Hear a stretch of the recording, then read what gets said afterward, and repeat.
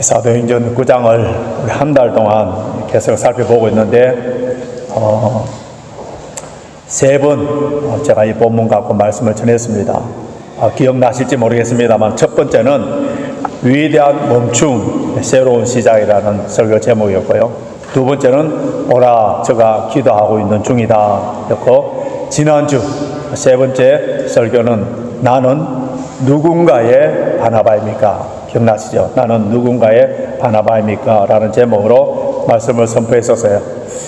이 사도행전 9장이 왜 이렇게 중요하냐 하면 사도행전 전체 구조뿐만 아니라 세계 선교의 문을 여는, 길을 트는 아주 중요한 분수령과 같은 그런 역할을 하고 있기 때문에 이 사울이라는 사람 한 사람의 개인적인 변화가 아니라 온 세상을 향하여서 복음이 뻗어가는 구소사적인 그런 거대한 전환점이기 때문에 이 구장이 굉장히 중요해요. 근데 오늘 본문의 시작 32절 보십시오.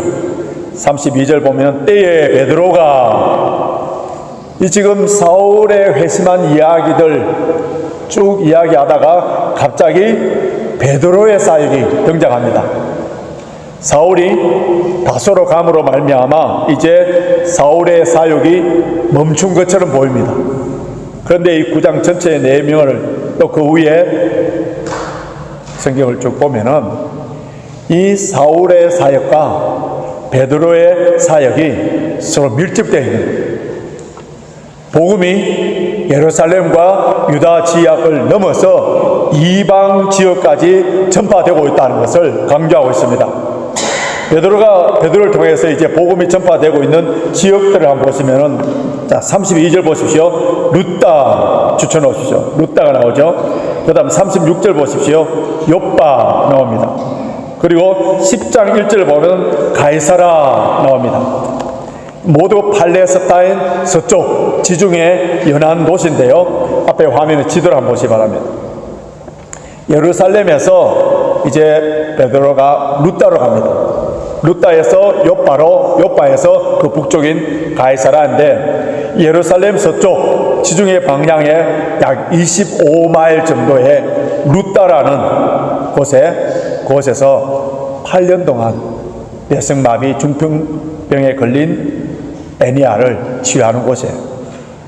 그곳에서 루따에서 요빠까지 위쪽으로 11마일 정도의 거리에 요빠가 있는데, 요빠 했을 때에 성경을 많이 보신 분들은 빨리 떠오르는 그런 지명이죠. 구약에 요나가 하나님 명령을 폐하여서 다시스로 도망하기 위해서 배를 탔던 그 항구가 이게 요빠인데요. 옛날부터 이방인 사람들이 많이 들어오는 그런 항구였고, 자, 그곳에서 베드로가 피장의 이 무두장이, 요즘 말하면 가죽 세공업자 집에서 머물러서 기도하는 가운데 하늘에서 부정한 짐승이 담긴 보자기에 대한 환상을 3번 봅니다. 그런데 이 요빠에서부터 이제 북쪽으로 이 가이사라까지는 31마일인데 이 가이사라 그곳을 가게 되는데, 이 헤롯 대왕이 로마 황제에게 바치기 위하여서 새로운 도시를 건설합니다. 그곳에 로마 총독부가 있기 때문에 그 당시에 팔레스타인의 정치, 경제, 군사 중심지였고요. 로마 군대가 주둔하고 있는 완전한 로마화된 이방 도시예요. 예수님께서 마태복음 16장 보면 제자들 데리고 가이사라 빌립보에 가서 베드로를 통하여서 고백을 받았던 그 가이사라 빌립보와는 완전히 다른 도시예요. 자, 사도행전 10장을 보면은 이 가이사라가 나오는데, 이 가이사라에서 베드로가 로마 군대의 백부장인 이 고넬료 가정에 방문하여서 복음을 전합니다. 복음을 전할 때 성령이 임하는 거예요. 성령이 임함으로 말미암아 세례를 주는데, 이 사건이 유대 땅에서 오순절 사건이 나왔고, 그 다음 사마리아에서 또 성령이 임하여서 사마리아 오순절 사건이라면은, 여기 고넬료 지방 이방 땅 가이사라에 성령이 임하는 것을 이방인의 오순절 사건이라 할 정도로 얼마나 중요한지 몰라요. 이 놀라운 사건에 대해서는 제가 다음 주일이 아니라 제가 한국을 방문했다가 이제 8월 16일, 8월 셋째 주일 날 전하게 되는데, 제가 없는 두 번의 주일에 8월 첫째 주일은 우리 서 목사님이, 둘째 주일은 차 목사님이 설교를 하게 되는데, 그러면 저보다 훨씬 더 은혜로운 설교 하시는 거 아시죠? 주일날 빠지지 마시고 오셔서 꼭 큰 은혜 받으시길 바랍니다. 우리 인간은, 저와 여러분들은 본능적으로 더 큰 것, 최고, 1등, 압도적인 스케일, 이런 데 눈이 먼저 가고 마음이 빼앗기곤 합니다. 그러나 성령의 역사는 물론 큰 물줄기도 중요시 여기시지만은, 그러나 조용히 이름 없이 빛도 없이 신실하게 충실하게 살아가는 지역교회 성도들의 개인의 일상적인 삶의 디테일 하나까지도 관심을 기울이시고 그것을 타치하시고 그 문제를 풀어내 가시는 분이에요. 자, 32절 다시 한번 보십시오. 어떻게 시작합니까? 때에 베드로가 사방으로 두루 행하여다가 루다에 사는 성도들에게도 내려갔더니, 여기에 때에 하는 이 말은요, 이미 우리 지난주일 본 것처럼 31절에 보면은 이제 교회들이 큰 평안을 얻고 큰 부흥이 일어난 거예요. 그럼 예루살렘의 그 교회는 오늘 말하면 대형교회입니다. 그 대형교회의 수석 사도로서, 또 요즘 말하면 담임 목사로서 목회를 하는 그 베드로가 그곳을 떠나서 유명하지 아니하는 작은 마을, 그 작은 마을 루다와 요바에 있는 이름 없는 그 성도들을 찾아 발걸음을 옮기는 거예요. 오늘 본문에 두 가지 놀라운 사건이 등장하는데요. 자, 루다에 8년 동안 침상에 누워있는 중풍병자 에니아를 치유하는 사건이고요. 그리고 요바에서는 선행을 베풀다가 이게 숨을 거두게 된 여제자 다비다를 다시 살리는 그러한 사건인데, 이런 사건들을 볼 때에 비록 아무도 알아주지 않고 절망과 무기력 속에 홀로 누워 있다 하더라도 성령님께서는 그 한 사람을 찾아가셔서 깊은 사랑으로 타치해 주시는 거예요. 그리고 오늘 이 시간에 우리 7월 마지막 주일 예배 드리기 위해서 레인저파크에 온 우리 사랑하는 성도들을 향하여서도 우리 성령님께서, 하나님께서 선포하시는 거예요. 뭐라고 합니까? 일어나라, 내 자리를 정돈하라. 일어나라, 내 자리를 정돈하라. 그리고 육신적으로는 비록 살아있지만은 믿음으로나 영적으로나 마치 죽은 자처럼 생명력이 없는 우리들에게 우리 하나님께서는 다시 소생하기를, 생명력이 풍성하게 되기를 원하시는 거예요. 이러한 역사가 오늘 성찬식을 통하여서 말씀 가운데 저와 여러분에게 풍성하게 일어나기를 주님의 이름으로 축원합니다. 자, 33절 한번 보시겠습니다. 33절 같이 했습니다. 시작. 거기서 에니아라는 사람을 만나매 그가 중풍병으로 상위에 누운 지 8년이라.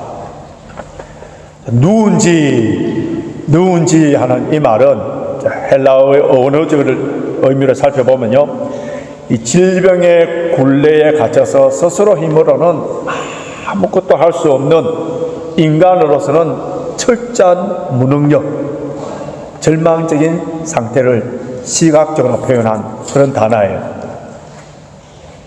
자, 그에게 베드로가 뭐라고 외칩니까? 34절 보십시오. 34절 같이 있습니다. 시작. 베드로가 가로되 에니아야, 예수 그리스도께서 너를 낫게 하시니 일어나 내 자리를 정돈하라 한데 곧 일어나니. 예수 그리스도께서 너를 낫게 하시니 일어나 내 자리를 정돈하라. 여러분, 베드로가 누구예요? 우리 이미 사도행전 3장에서 살펴본 것처럼 성전 민문의 안전뱅이를 봤을 때 은과 금은 내가 없거니와 나사렛 예수, 내게 있는 것으로 말하는 나사렛 예수 그리스도 이름으로 일어나 걸어라 해서 그 안전뱅이를 벌떡 일으켜 세웠던 능력의 종입니다. 그런데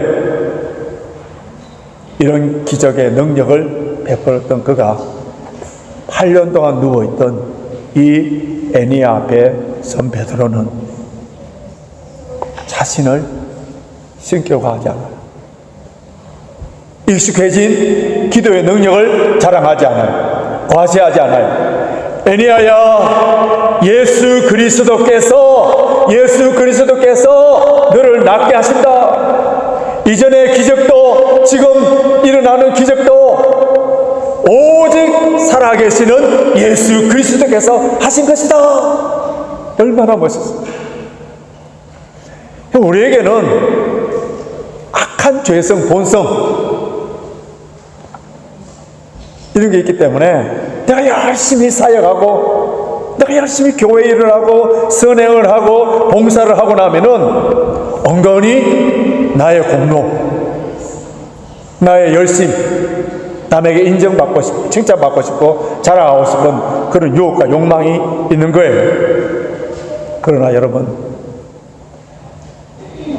나의 나 된 것은 하나님의 은혜라는 것을 깨닫고 내가 성령 충만하게 되고 영성이 깊어지는 사람은 세상과 나는 간곳 없고 구속한 주만 보이도다는 그 찬송가 가사처럼 항상 예수 그리스도만 높이는 거예요.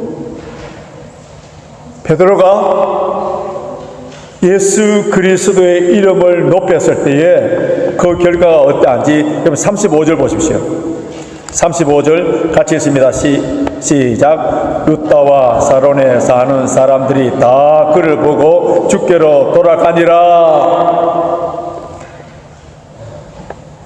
그럼 내가 드러나면은 사람들은 좀 모을 수 있어요. 사람들. 그러나 예수 그리스도만 드러나면,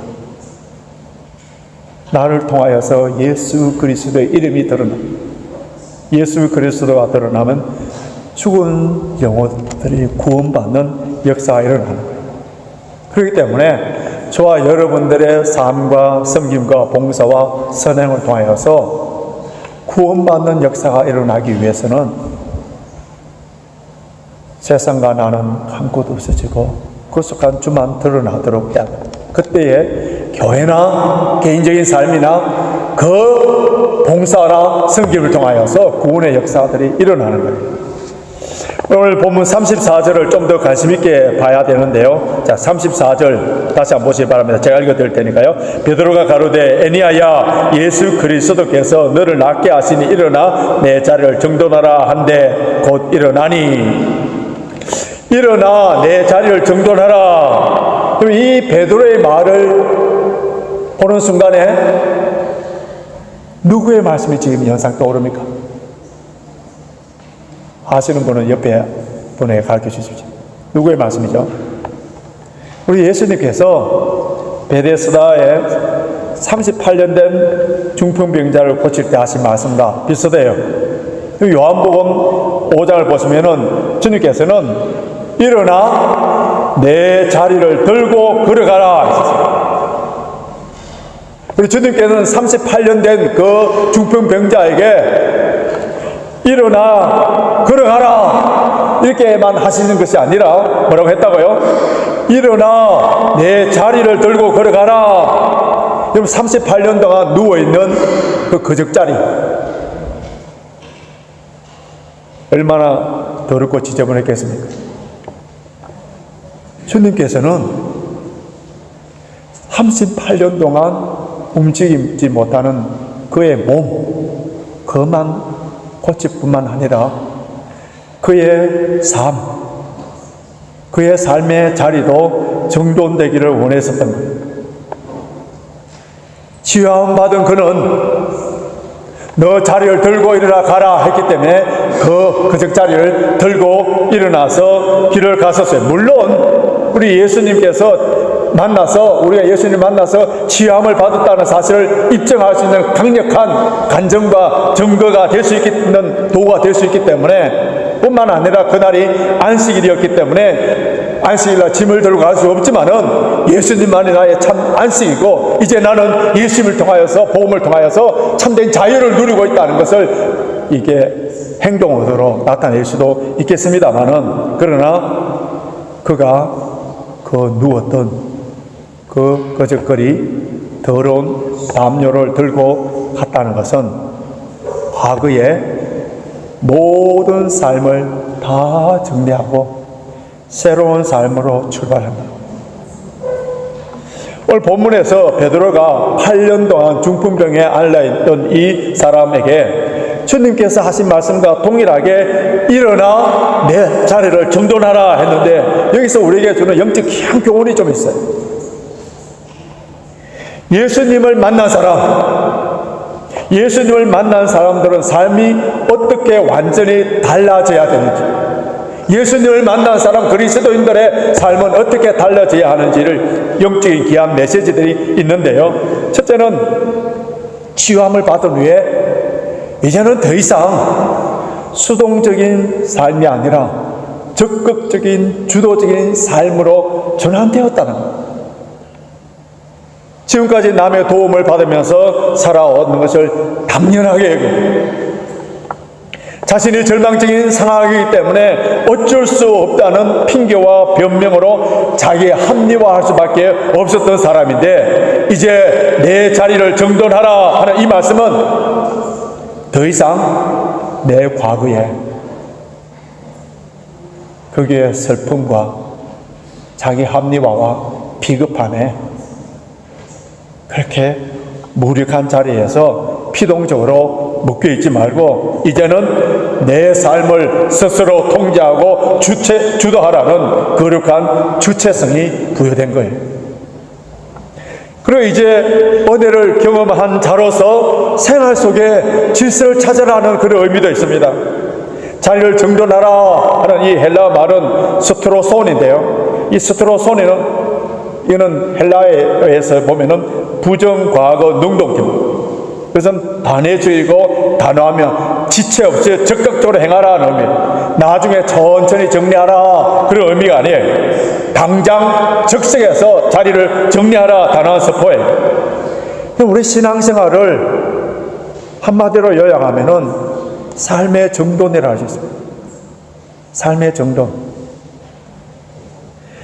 죄로 얼룩졌고 죄악으로 말미암아 엉클어졌던 우리의 과거의 부끄러운 삶이 예수 그리스도의 보혈로 말미암아, 성령의 능력에 말미암아 이제는 씻겨지고 질서 있는 정돈된 삶.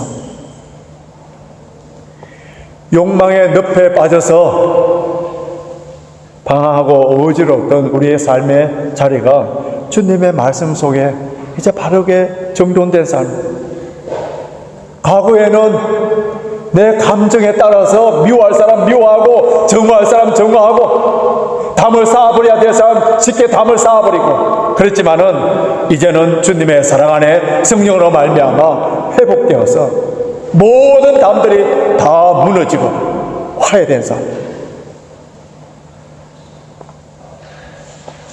과거에는 삶의 목적이 없어서 그냥 방황했던 삶이 주님을 만난 후에는 분명한 삶의 목적, 먹든지 마시든지 살든지 죽든지 하나님께 영광을 돌리는 그 삶의 분명한 목적을 가지고 질서 있고 정돈된 삶을 단단하게 사는 것이 뭐라고요? 바로 우리 그리스도인의 삶이라는.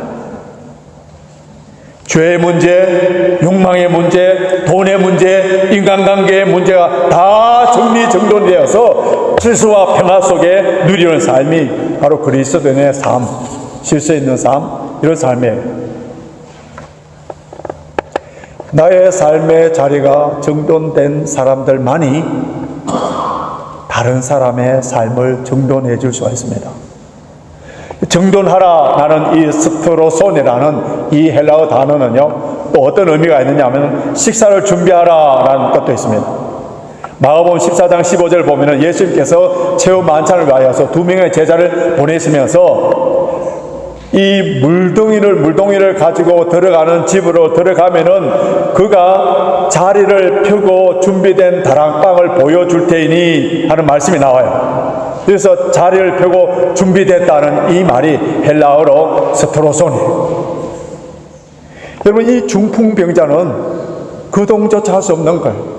남들이 먹여주는 음식을 먹을 수밖에 없고 남의 도움을 의지하면서 살아왔던 그가 이제는 주 예수 그리스도의 그 십자가의 보혈, 그걸로 말미암아 치유함을 받고 이제부터는 어떤 삶을요?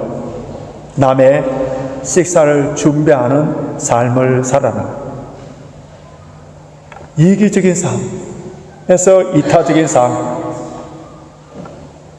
남에게 다 도움만 받아왔던 삶에서 남을 도와주는 삶, 과거에는 무익했던 삶, 이제는 유익한 사람, 다른 사람에게 유익을 빛과 소금으로 선한 영향력을 끼칠 수 있는 삶을 살 수 있도록 하나님께서 그를 치유해 주신 거예요. 사랑하는 성도 여러분, 오늘 여러분의 삶을 지금 짓눌리고 있는, 마비시키고 있는 이 삶의 무력감, 영적 매너리즘, 아직까지도 풀리지 아니하는 가정의 많은 문제들 다들 있을 거예요. 성령님께서는 지금까지, 오늘까지 나도 폐괴해버리고 절망해버리고 무기력한 현장 속에 영적인 매너리즘에 빠져서 그저 하루하루 살아가고 있는 우리들을 향하여서 직접 찾아오셨습니다. 오늘 이 시간에 뭐라고 말씀하신다고요? 일어나 내 자리를 정돈하라. 우리 힘과 능력으로는 할 수 없는 거예요. 성령님께서 그렇게 해 주시기 때문에 순종하라. 치유함 받아서 능력 있는 삶으로 다른 사람들의 유익과 기쁨이 되는 그러한 삶이 되시길 주님의 이름으로 축원합니다. 오늘 본문 36절 이하에 나오는 욥바의 다비다. 다비다의 삶을 보면요, 그리스도인의 삶으로서 그 삶이 아주 질서 있게 잘 정돈된 사람의 대표적인 예라고 할 수 있습니다. 이 다비다를 향하여서 여제자라는 표현이 있는데 마테트리아라는 이 헬라어 단어인데요, 신약 성경에서 유일하게 나오는 여자에게 붙는 이 단어가 바로 다비다예요. 자, 그의 이름이 다비다는 아람어고요. 그리고 그 헬라어로 번역하면 도르가 나오는데 그 이름의 뜻은 암사성. 이름만 예쁠 뿐만 아니라 그의 삶도 너무 뭐라고 되어 있습니까? 선행과 굳이 않은 일이 심히 많다. 자, 우리 36절 보십시오. 36절 같이 있습니다. 시작. 욥바에 다비다라 하는 제자가 있으니 그 이름을 번역하면 돌아가라. 선행과 굳이 않은 일이 심히 많더니. 올소스 처치에서 목회했던 존 스코트 목사님, 이 사도행전 강해를 하면서 이런 말씀에서 복음의 입체적인 성격을 강조했는데, 복음은 말로 선포될 뿐만 아니라 사랑의 행위로 시각화되어야 한다. 다비다는 설교자는 아니었지만 그녀가 지은 옥과 나눈 구제는 욥바 지역에 하나님 나라가 어떠한 것인지를 가장 명확하게 잘 보여준 뛰어난 설교다. 여러분의 삶을 통하여서 한편의 아름다운 설교를 표현해낼 수 있는 겁니다. 스펄전 목사님은 다비다가 지어준 속옷과 겉옷은 세상에서 가장 가난하고 소외된 자들의 몸을 따뜻하게 덮어주었던 성육신적인 사랑의 실체라고 격찬했습니다. Embodiment of incarnational love. 저와 여러분들이 이번 주 한 주간 동안에 성육신적인 사랑을 실천합니다. 이런 사람이 됐습니다. 다비다가 죽었을 때에 그때 사람의 반응이 어떠한지, 자 39절 보십시오. 39절 하반절을 보시면은 모든 가부가 베드로 곁에 서서 울며 도르가가 저희와 함께 있을 때에 지은 속옷과 겉옷을 다 내어 보이거늘, 모든 가부들에게 존경을 받는 사람이었다. 내가 태어날 때는 나는 울었지만은 주변에 있는 모든 사람들이 기뻐하고, 내가 죽을 때는 나는 웃으면서 죽었지만은 주위에 있는 모든 사람들이 슬퍼하는, 눈물을 흘리며 슬퍼하는 삶은 아름다운 삶이에요. 성공적인 삶이에요. 이 다비다가 죽었을 때에, 그때에 욥바에 사는 성도들의 믿음이, 그리고 그에 대한 존경하는 마음이 얼마나 강했지, 그들의 믿음이 얼마나 담대한지. 자 38절 보십시오. 38절 보시면은, 38절 같이 읽을까요? 읽겠습니다. 시작. 룻다가 욥바에 가까운지라 제자들이 베드로가 거기 있음을 듣고 두 사람을 보내어 지체 말고 오라고 간청하니, 지체 말고 오라, 베드로가 오라고 그렇게 간청하는 이유가 뭐라고요? 장례식을 베드로가 와서 은혜롭게 치러지기 위함입니다. 아니면은 그들의 유족들에게 신방을 가서 신방에서 위로의 말을 전하기 위함입니다. 아니에요. 죽은 다비다를 살려내라는 것. 그가 죽었을 때에 그녀의 도움을 받았던 수많은 가부들이 모여서 울고 있는, 평소에 이 다비다가 어떠한 사람인가를 그들이 베드로에게 보여주는데, 그들이 입고 있는 속옷과 겉옷을 모든 것이 다 다비다가 만들어준다는 것을 베드로에게 보여주면서, 이런 착한 일을 많이 한 사람, 이 사람이 지금 죽으면 되지 않기 때문에 살려내라는 거예요. 여러분, 다비다의 선행은 사람들에게 보이려고 하는 외식적인, 사람들에게 자랑하고 싶은 그런 것이 아니에요. 그렇다면은 그녀는 겉옷만 입혀서 만들어줬을 거예요. 그 가부들에게 눈에 보이지 아니하는 속옷을 만들어줘, 속옷까지 다 만들어줬다는 거예요.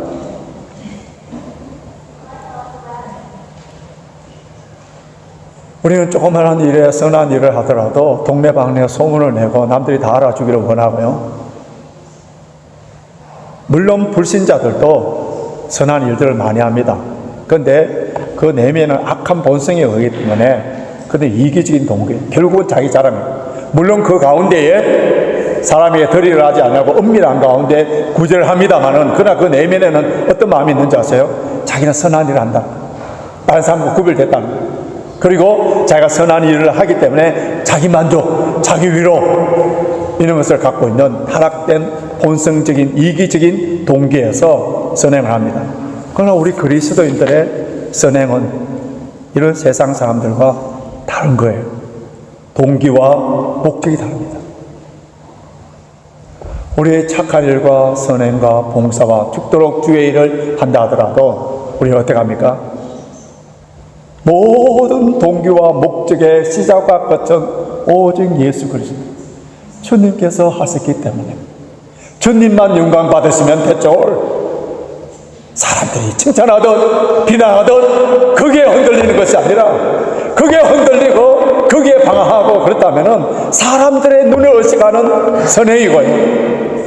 물론 위로해주고 격려해주고 칭찬해주고 박수해주면은 더 열심히 할 수는 있습니다만은, 그러나 정말 하나님의 은혜를 받고 그 하나님의 은혜에 감격하는 사람이라면은 사람들은 뭐라든지 관계없어요. 우리 주님만 기뻐하시고 주님이 인정해 주시면은 천국에 나의 선행에 대해서 곳간에 상급이 사해지는 그것을 영적으로 바라보면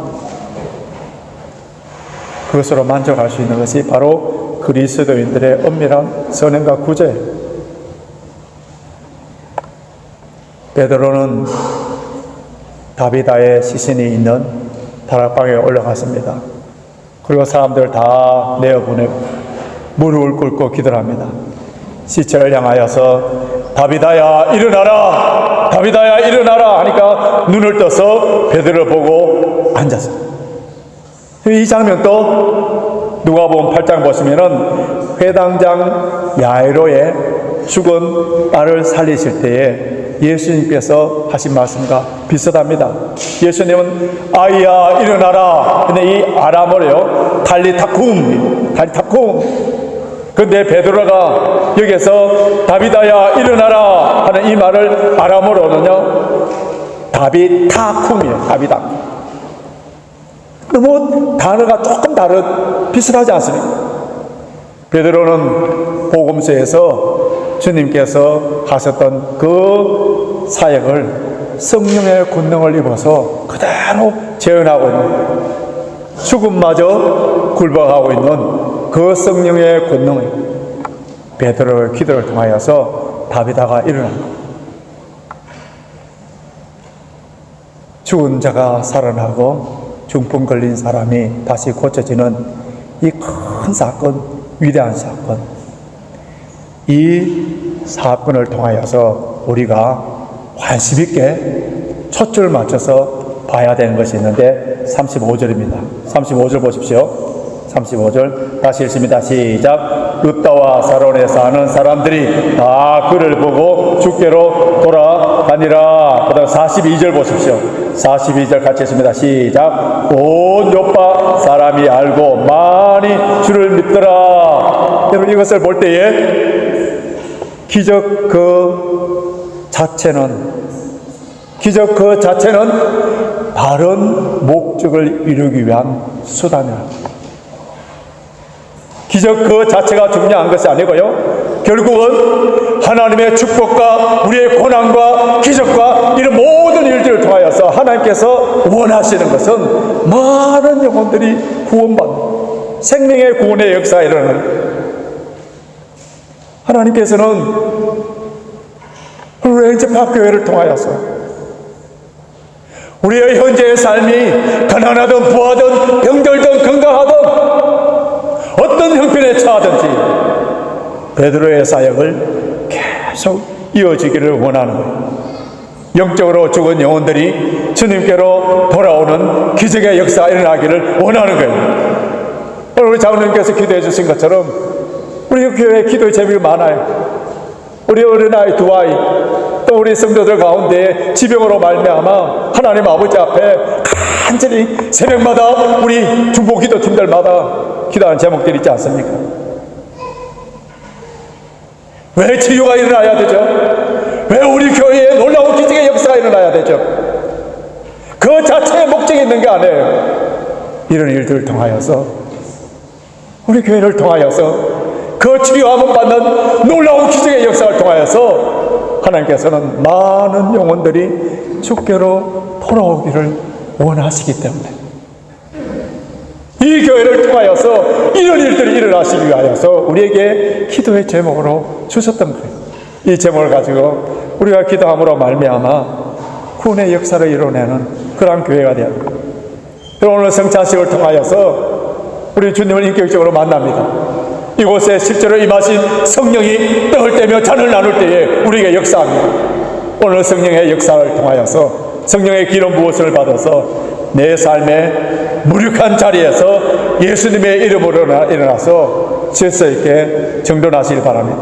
겉으로 드러나는 자랑이 아니라 속옷을 지어주는, 오직 주님만 아시는 은밀한 가운데에 진정한 이웃사랑을 하시길 바랍니다. 뿐만 아니라 간절한 기도의 무릎으로 영적으로 죽어가는 이웃을 일으켜서 주님께로 돌아오게 하는 오늘의 베드로,